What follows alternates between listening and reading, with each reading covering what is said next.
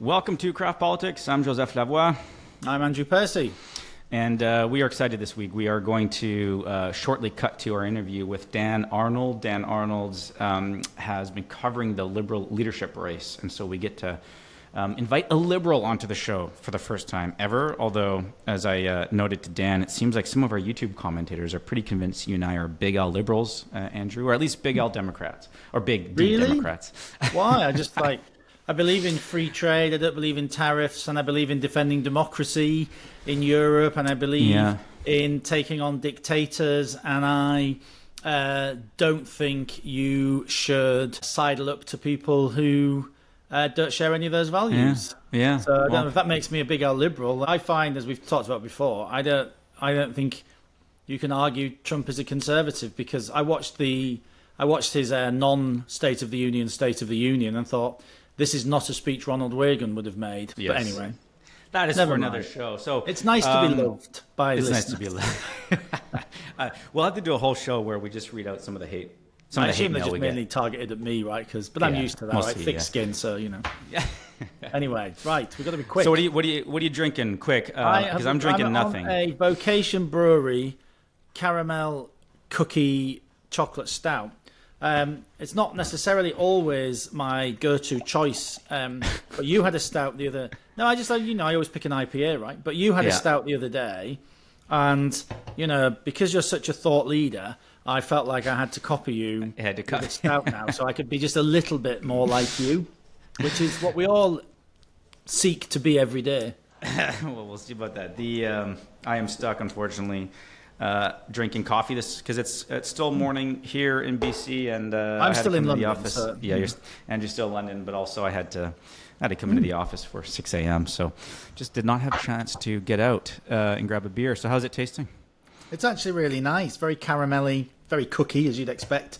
But it's actually, the good thing about like these kind of stouts is they always just taste really sweet. So it is like you've taken sticky toffee pudding and turned it into a drink. So I'm quite happy with it. But it's the problem, you and I both use Untapped to track our beers, keep our notes, and often as a reference point to see how a beer might line up with our own tastes. And guaranteed, if something is sweet and high alcohol, it's going to have a high rating, which drives me a little bit bonkers because it is a cheat code, right?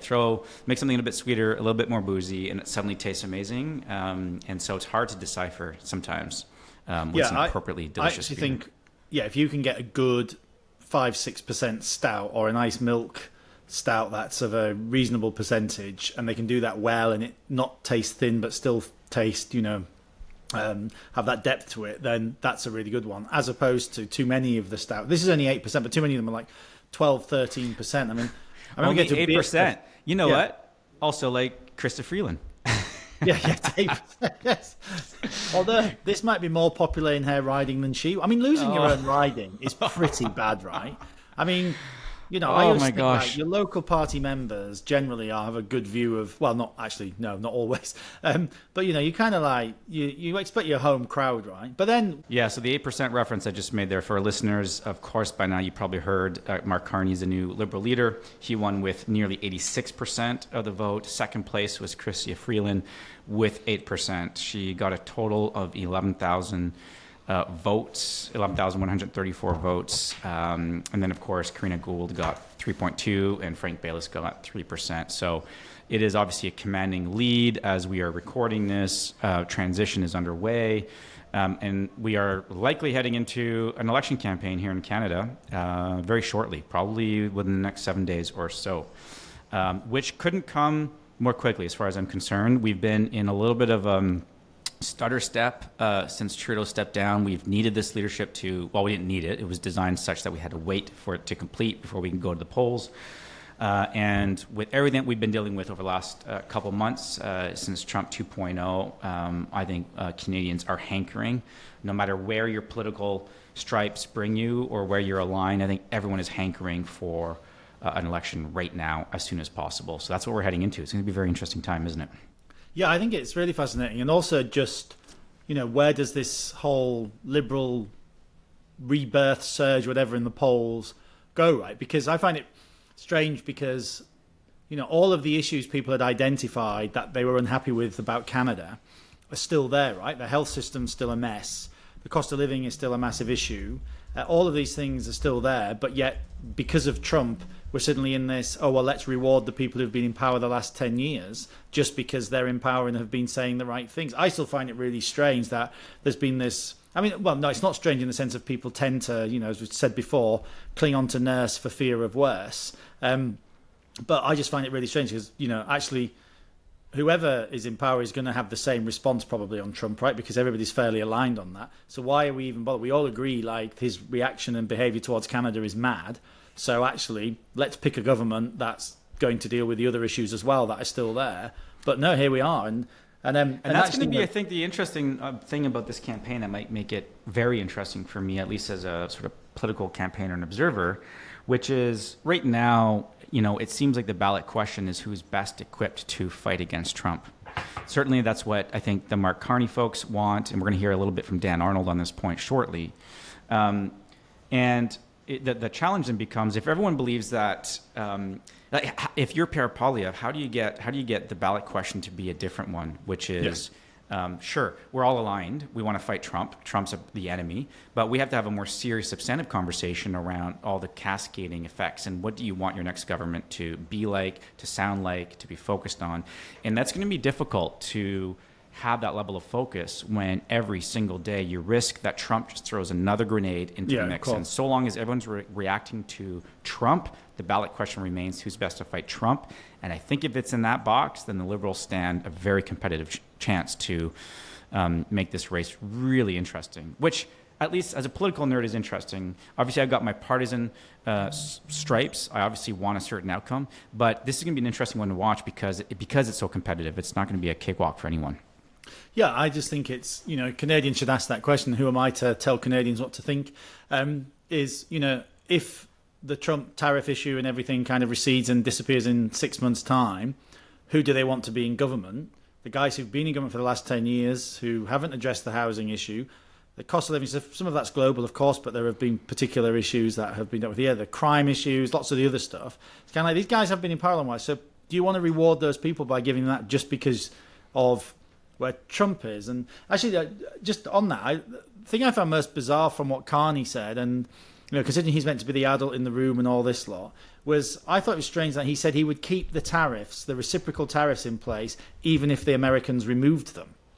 Which interesting. I thought was really strange. I think I caught that right, but I just thought that was a really strange thing because, on the one hand, we've been saying tariffs will cost American consumers because it makes Canadian products in the US more expensive.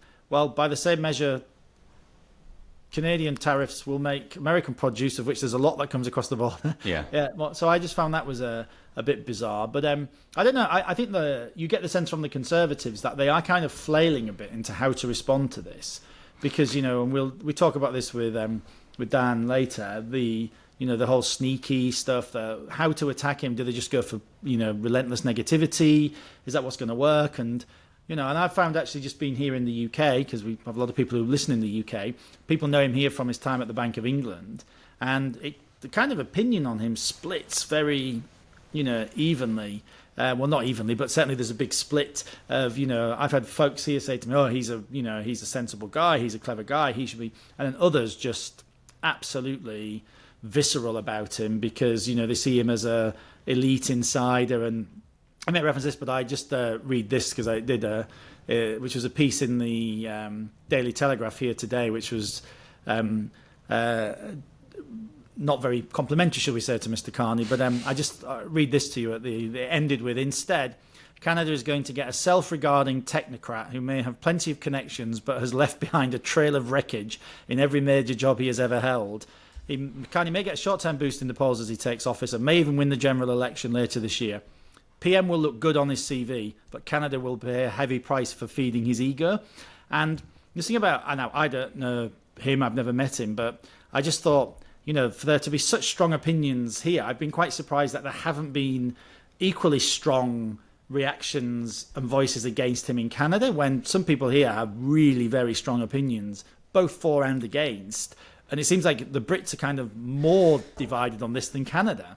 Well, maybe that is a potential line of attack for the Conservatives on Carney, which is to say, okay, the thing he's able to rest his name and reputation on is the fact that he's got all this international pedigree.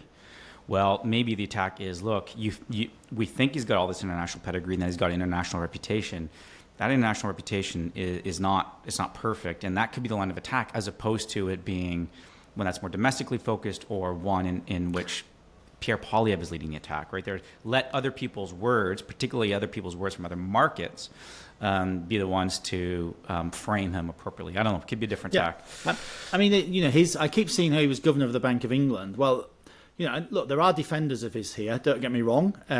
But there are a lot of people who do not remember his time fondly. They remember, the Bank of England activity of printing lots of money and all the rest of it, leaving us with much higher inflation than, say, France or Italy. They remember him wading in on the Brexit debate when the independent central bank should have gone nowhere near that, and producing this absolutely ridiculous Project Fear report, which was, widely, dismissed. They remember him not keeping up on some of the pension fund stuff here with the city regulation. They remember him going very much down a lot of this, the climate change, green investment stuff, which many people are now questioning. So he's not really very well remembered here by a lot of people. Others, as I say, do. But I haven't really... It's kind of like, but he was governor of the Bank of England, he was governor of the Bank of Canada. He's the guy to take on Trump. I'm like, well... as the Telegraph describes it as a trail of destruction, that may be, this particular correspondent, that may be a little unfair, but I'm surprised that hasn't played out more. It's just like, he looks the part because he's, held these jobs, and therefore he's the guy to take on Trump. I think, like, in many ways, you could say he's probably not the person to take on Trump, because you could make the argument that this is exactly the sort of person Trump hates, part of the global elite sort of, Although, on one hand, then Trump does still like to go to Davos and all that. So I don't know, but he's not. Yeah, but my concern is, I've heard from some conservatives in my circles that they think that's the line of attack. He's a globalist, he's an elitist. I think that's only an appealing message to people who have already decided they're going to vote conservative. Absolutely, yeah. And I just don't think it holds a whole lot of sway. Yep. And in this moment, as you talked about, people want that maybe right now. They want something that's a clear contrast to a protectionist, isolationist approach that's being presented by Trump. Yeah, so perhaps the better track is saying, actually, as you a moment ago, look at his record in some of the jobs he's held. Lots of people would say he didn't do a very good job. So you're relying on this record that may be more questionable than perhaps, the Canadian media is giving, the impression of sometimes. So, yeah, maybe that's the route. But I agree with you. I do think there's a lot of people who are in that middle who have been tempted by the Conservative message in recent years, who will actually not be turned on by that, global technocratic elite kind of thing, because they say maybe that's the time for it. I don't know. It's I wouldn't like to be in Conservative HQ at the moment trying to work out how to respond to this, because everything's been upended. It's a tough one. I'll get a better sense of this. I think I'm going to go knock on some doors this campaign, because I got to hear from some real people on this, and this is where usually I do a temperature check on my own thinking on some of this stuff. Yeah, and and there'll be regional elements to that, right, as well, and there'll be a whole just where this ends, nobody knows right now. But we're going to have an election, right? It's not going to be October. Everyone seems to think it's going to be April, May, right? That's I'd say 80% chance for an election ASAP. So here we go. So, well, it'll be nice not to be a candidate in an election for a very long time. So that's I kind of quite like that. So because. Yeah, my job won't be on the line, or will it? Who knows? But I hope next week we'll make sure you have a beer so that we can actually... And I'll be back in BC, so we'll actually be on the same time zone and hopefully able to actually drink the same beer at the same time. Let's do it. Okay. Because there's plenty of politics and not a lot of beer in this podcast at the moment. Yeah, it's true. It's true. We did promise beer was going to be a core part of the unique selling proposition of this beer. And, I think this is the second time I failed to live up to that commitment. I failed. I had a cup of tea one morning, remember, and then got attacked for that. Yeah. Got attacked for having Yorkshire tea, which is actually the finest tea you can get in many places. Good. Okay. We'll talk soon. Speak soon. Okay, we are delighted to have this week on the show, we've got Dan Arnold. Dan is the host of the Race to Replace podcast, which covered, and I think kind of still continues to cover, because I understand you guys are going to do at least one more episode, but covered the Liberal leadership race in detail. I wanted Dan on the show because he comes at this with incredible pedigree. He was formerly Trudeau's lead research strategist, director of research and advertising in the Prime Minister's office, and someone I've met a couple times before, and I find him to be incredibly smart. And also, we figured we probably needed, for the first time in the history of the show, a proper Liberal on the show. So, although, Percy, I've been reading some of our YouTube comments, and some people have accused you and I of being big L liberals. So, really? So maybe this won't be that different than any other week. Is it because we pointed out Trump may be a little bit narcissistic in some of the things he's said and done, or is that? But apparently that's pissed off some trolls. But Dan, welcome to the show. We're delighted to have you. Happy to be here. Happy to join. Well, let's get into it. I mean, obviously by now everyone knows the numbers. Mark Carney, 85.9%, Chrystia Freeland, 8%, Karina Gould, 3.2%, and Frank Baylis at 3%. Mark Carney's 85% is something like about just over 130,000 votes in his favor. That is a hell of a statement to win with that huge of a margin. So, Dan, I'm curious, did anyone but Carney have any chance in hell of winning this race? Doesn't feel like it. Not with the race happening right now, and with the ballot question that kind of emerged during this race, which was, who do you want to deal with Donald Trump and who can beat Pierre Poilievre? I think a leadership race that happened after the Liberals got thumped in an election campaign could have looked very different. Someone like a Karina Gould, who's more about renewal and building up the party in the future, like that could have had a lot of appeal then. A leadership race that happened a year after the Liberals won a majority government, where the question is, who's the Prime Minister for the next 3 years? Chrystia Freeland could be seen as maybe she's the best Prime Minister of the bunch. But once these polls start showing that the Liberals had a chance to win under Carney, and he kind of had the right pedigree for the Trump question, which has just consumed everything in Canadian politics these days. I don't think there's really anything any of the other candidates could have done in this race. It becomes a bit of a bandwagon too. Like, once you're in the lead, you get donations, and then you can buy a better GOTV equipment, and you can get better staff and things like that. It just sort of becomes self-propagating too. So, really a runaway result. Yeah, it certainly seems like it was his right from the very start, particularly once we started seeing the difference in the polling numbers. I'm curious about what happens to Chrystia Freeland at the end of all this. I mean, did she have anything to gain by going through with this leadership campaign? Is she further ahead than she was when she gave the knife to Trudeau? And is there any way for her to recover from this? To me seems like an exceptionally poor performance. And it's not just because she lost by such a large margin, but she also didn't do well in her own riding, of all places. So just curious for your take on, like, what was there to be gained? What comes next? Well, she obviously thought she could win. She wasn't doing this to raise her profile or set herself up for a future leadership race. So, I think when she jumped in, she had hopes. And I mean, look, the first week or so of the campaign, the media was kind of spinning this as Carney versus Freeland. She had about the same number of caucus endorsements at her launch as he had at his launch. But then it feels like things got away from her very quickly in the race. And, ultimately she probably leaves it in a bit of a worse position than she would have started in terms of her overall stature in the party, status in the party. She's still the most accomplished living cabinet minister probably in Canada right now, if you look at her record. So if the Liberals do win the next election campaign and she wants to stay in government, I'm sure she'd have a position at her fingertips. Mark Carney and her are friends at the end of the day as well too. I mean, he's the godfather of one of her children, and it kind of showed to some extent during the debates too. She wasn't really going at him that hard. So if she wants to stay around and keep building that kind of cabinet minister CV and do her part, I think she could. I don't think she's ever going to be Prime Minister of Canada, though, after this one. Like, this kind of feels like it's hard to come back from to that extent, when the result is not great for you. And I think ultimately what kind of did her in is she was seen as both the continuity candidate, but also the guy the person who knifed Trudeau. So if you were a big Trudeau person in the Liberal Party, you were probably pretty grumpy about the way she went out and the way she took him out. And if you were somebody looking for change, well, she wasn't offering change. So she kind of left herself without any real base of support in the party, which was difficult, obviously, to build off of. What's the Shakespearean quote of, he who wields the knife never wears the crown? Yeah. And she had consistently been in the polling up until the Trump tariff stuff, and a head-to-head with Carney, the favourite, right? So was it the Trump tariff issue, or was it the being perceived to have knifed Trudeau in the back that did her the most damage, in your view?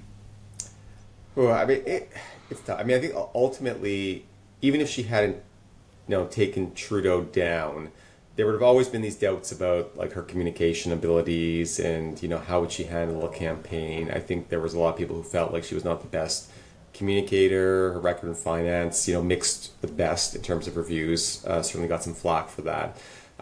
So it wasn't like she was going to be even if things had gone differently with Trudeau, a front runner in this race necessarily.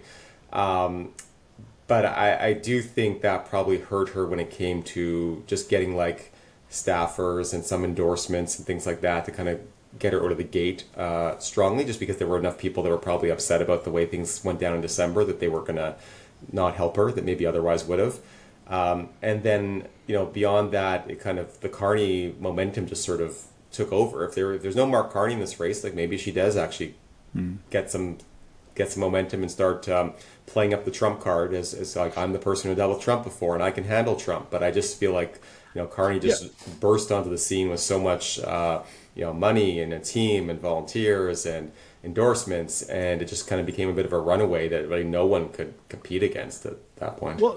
Sorry if I'm interrupting your flow, Joseph, but on this, what surprised me as somebody who's gone through very many leadership contests in the UK, more than we necessarily needed, is that this whole issue of Carney never mind not being an MP, but having never stood for public office and never been a minister and never held any position at a ministerial level within government, was not a factor in the campaign, right? Because in the UK system, it's just a convention. It's not a rule. Like you have to be a member of caucus before you can run to be leader of the Conservative Party, and same with Labour, I think. Why was that never an issue with members of well, he's not even an MP, he's never held ministerial office. That didn't seem to do him any harm at all. Well, clearly he got 85% of the vote, right? I mean, I think Saddam Hussein got fewer votes in his last rigged election. I think it's like, not suggesting it was a rigged election. It wasn't, obviously. But this never. Ruby Dalla would disagree with you, but I'm not going to get him into any of that. But the fact he didn't have any experience in actual government, whereas she clearly did, it just never resonated at all. And I don't understand how. To me, that seemed a really bizarre thing. Yeah, I'll be honest. I would have thought that his not having a seat, not ever really having been through the tests of politics before, would have been a larger concern and a holdup for people. I think he certainly though could answer the question on experience. I mean, no one's going to get up and say like you have no experience when you've been Bank of England and Bank of Canada governor, and the experience people were looking for is not so much an experience like running a government, but the experience dealing with like international issues and Trump and all this sort of stuff. So he seemed like he had the right CV for that. The questions about the question I guess then becomes like, do you have like the political chops to handle yourself in a campaign? And I think it was mixed there. His debate performances were okay, not sensational. Some interviews he gave were great. Some interviews were not so great. I think honestly, if you want me to tell you what I think the most important thing that happened in this entire leadership race was his Jon Stewart Daily Show interview, because this was the first thing he did, and he seemed very natural and at ease. And then everyone's like, okay, he's not Michael Ignatieff. This guy's like, he's actually somebody who can have a conversation and sound like a human being. So I guess he can handle himself. And then after that, whenever he had lower moments in the campaign that weren't as good, people were like, well, I guess he has good moments and bad moments. And it kind of like, there wasn't a question about like, does he have any good moments? It was just like, well, I guess he has some good and some bad. So I think that set him up as sort of, okay, this guy knows what he's doing. He's just got potential. And, when you're starting a race 25 points back in the polls, you're looking for potential, and people saw the potential there. And then as the race progressed and it looked like he was actually like kind of like almost helping propel the Liberals higher in the polls, then it became less about potential and more that like maybe he's actually connecting with Canadians. It's a bit ironic that it's two American influences that potentially have helped him to become Prime Minister, a US talk show and a US president, which is something of an irony. Well, I remember when he did that yeah, that interview with Jon Stewart, I was taken aback because, you know, I obviously operate in a lot of conservative sort of group chats. And up to this point, everyone's like, well, you know, he's going to be like the next Michael Ignatieff. He doesn't have a whole lot of charm. He's going to be dry as well, he's going to be as stiff as cardboard. And then I see that interview and I was like, whoa, okay. He's got it in him. He can actually be charming in a very understated way. He seemed to be able to roll with the punches. I mean, they were soft punches, they weren't hard punches. But I was like, it totally, for me, reshaped my own understanding of who he could be as a political candidate. It's like, oh, he's gone from being someone I assume would have no chance in hell of ever pulling together public opinion support to someone who can actually pull this off now. And I wonder, Dan, what you think about this. I feel like what's potentially working for him very well, the not amazing performance in the debate, a couple gaffes here and there. He's clearly not yet figured out how to deliver a message in a room in a way that gets people like super excited. He kind of steps on his own lines. But I feel like in this moment, that gives him a level of authenticity that I think sometimes is not available to someone who's overly polished. So the fact that he's not polished, he hasn't quite figured out how to be fully a politician, I wonder if that's working in his favor. I was like, yeah, this guy is like, I don't feel like he's hiding anything. There's no veneer. I don't know. What do you think of that?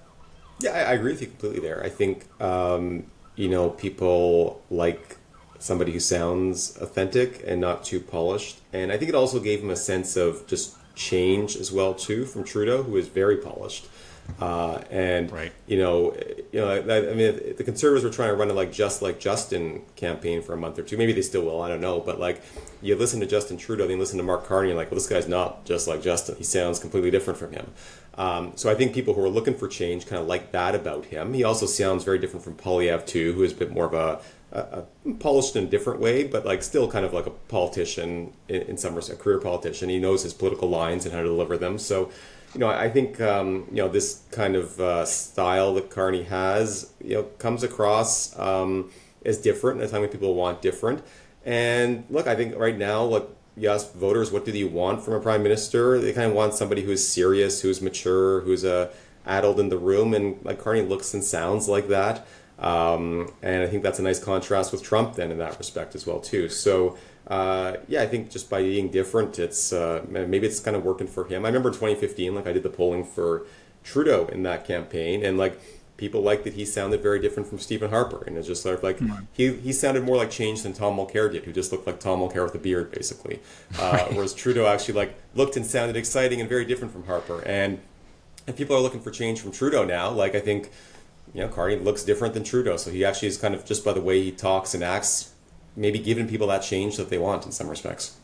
It's funny, there was a really critical piece written in the Daily Telegraph here, which won't be a surprise because it's the Daily Telegraph, but just quote from it, the author of that piece wrote that, you know, Carney is the epitome of a remote, globalized, technocratic elite. And I kind of, that's meant to be an insult, right? But I was, apart from the remote bit, right, because people want their prime minister to connect, but I actually thought, you know, the insult of being technocratic at this particular moment in time actually could be seen as a positive, and also the whole globalized, which, you know, actually at a time when Canada is saying it needs to have more global access, needs to re-engage its relationship. Again, I thought that's not necessarily an insult, right? So being a globalized technocrat, which 6 months ago would have seemed like the worst possible thing for a prime minister, could potentially, I mean, this was obviously meant as an insult, but could actually be a positive, right? Yeah, I think so. It's, you know, he just kind of fits. He feels like he's fitting the moment that we're in right now and everything that's going on with Trump. He does that. You're right. He comes across very technocratic, though. Like I remember, like watching the debates, and it was very much, I've got 3 points, 1, 2, 3, and his hands are going 1, 2, 3, and everything has 3 points and 2 points, and so. But like, maybe that's what people want right now, right? And you know, what was working for Trudeau for a while was not working for Trudeau at the end. And I think, you know, Carney has a different approach, and yeah, it seems to be one well suited for the moment that we unfortunately find ourselves in right now. Well, how much do you think, because it's obviously not this binary, it's not this black and white, but how much of his success do you think is a factor of the fact that the moment just changed?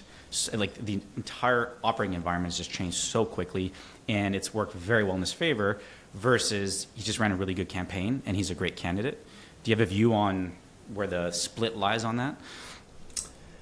Yeah, I think the moment has a lot to do with it right now for a couple of reasons. Because one, it sort of the question became who's best served to deal with Trump. And I think Freeland could still make a good case that she was best served to deal with Trump. So it maybe didn't disqualify her, but it probably cut off Corinne Gould at the legs a little bit and some other people who may have wanted to run in the race.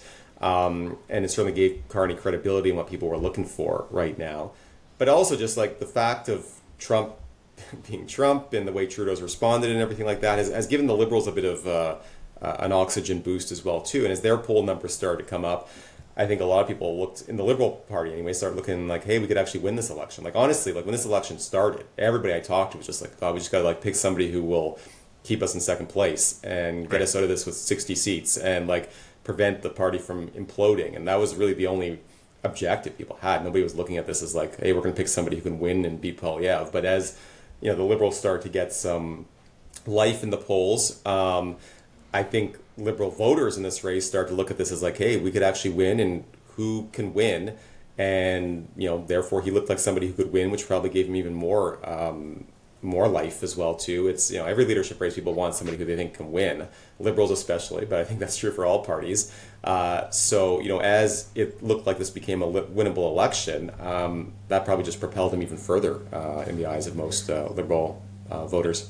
It's such a good point on Political Comms 101, which to me, you got to manage expectations, and doing so well means sometimes you can capture momentum in your favor. So expectations, as you just pointed out, were so low, and it wouldn't take much to surpass those. He has done so, aided perhaps for by a bunch of external reasons. And so now you just got the sense that he's got the momentum. And it's a little bit like when a hockey team surges in the playoffs. It's just all about timing. You want to surge at the right time. And I don't know, it just feels like right now he's having managed expectations. Yeah. The momentum is just all in their favor. There must be a risk with that, though, right? Because people have projected all of their positives. So the risk is that any slip in the campaign, anything in his period, whatever period he has of governing, that doesn't quite meet those expectations, could suddenly mean there's a huge unravelling of all of that sudden sugar rush that there's been. So it is actually a risk as well. And I do wonder whether, because he wasn't really challenged in the leadership contest, has the Liberal Party actually done him a disservice for when it comes to a general election campaign, that he hasn't been forced to make those mistakes, those stumbles in the leadership campaign in a way that he won't be treated quite so respectfully, or with kid gloves, you could even argue, in the actual general election. Yeah, potentially. I said I thought there should be at least 4 debates, if not more, in this leadership race. I was not super happy that they only did 2 debates, because I think, if anything, the debates were a bit of a training ground for him. And I think Pierre Poilievre won't be quite as nice to him as Freeland and others were in the Liberal leadership race. If he has a slip up of Hamas or whatever, Poilievre's not going to be no, you meant to say this. I think it's going to be a little bit different reaction. It'll be spun out into an attack within 30 seconds. Yeah, so I think a few more tests would have been helpful. And I think looking ahead to the general election, people we can all agree, like the idea of Mark Carney right now, in terms of his bio and what he means in this moment.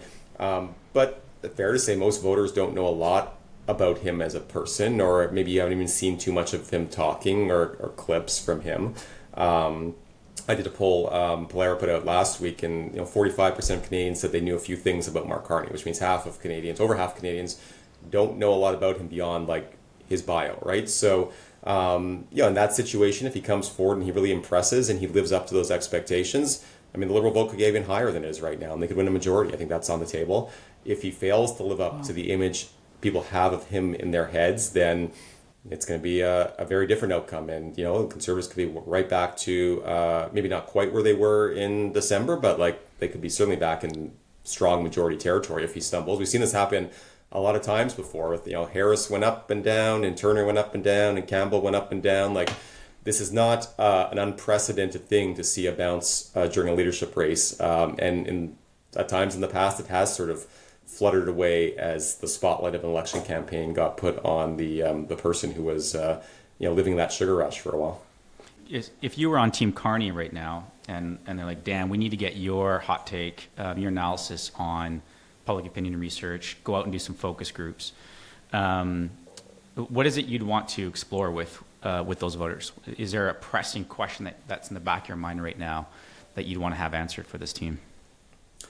Well, I mean, I think they have a good handle right now in terms of, what they want the ballot question to be. We saw at the speech on Sunday, he launched some kind of Canada Strong branding. They had new signs and a new logo in his speech. Previously, they've been talking about building Canada, so that there seems to already be a bit of a pivot towards where they want to take the election in terms of an overarching message. And I think, he's going to talk about standing up for Canada and Trump and tariffs. So over on the Ford playbook, I think it's kind of obvious where you take it from that perspective. So, I think what they would be looking at now, what I would be trying to do at this point would be just sort of figuring out which situations to put him in during a campaign. As we talked about, he's had high moments and low moments, and certain types of interviews versus debates versus rally speeches versus one-on-one interviews. Sort of see how he comes across in different situations, different interviews. And maybe try to tailor the campaign a bit to get him in the places where you want him. He may not be like Trudeau. We would run him out for 5 events a day, and he'd be doing big rallies with crowds and big speeches. That might not be where Carney connects with people, right? So you want to figure out kind of where to put him in the campaign and what to how to accentuate his strengths. And I mean, obviously, as all parties are doing right now, I'm sure they're testing ads and platform and just getting the final touches ready for a campaign. Well, the Conservative response, of course, has been the Carney is sneaky ads. What's your take on the cut-through that's having? How effective you think that's been so far or likely to be? I don't know. I mean, anything, if you put $10 million behind it, will probably have some impact. People will at least hear the message. It's hard to say how it would be, how it will be received. I think, as we talked about before, I kind of feel like the Just Like Justin wasn't really working because he just doesn't look like Justin. There's not, they didn't really do much together. You can try to spin economic advisor and stuff like that, but he wasn't people didn't have an image already in their head of these two men standing next to each other for the last 10 years. The same way they would have if Freeland had won. People already had that kind of image of them together. So I think that was kind of going nowhere.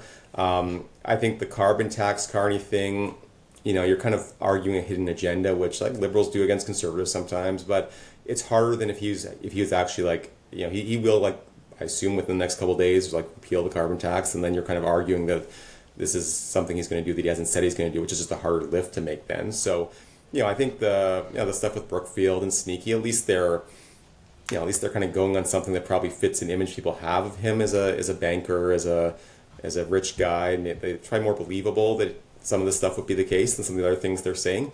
Whether or not people consider that to be impactful or not, that's another thing that I imagine everybody's testing right now in focus groups and otherwise to kind of see, is this believable? Is this actually moving votes?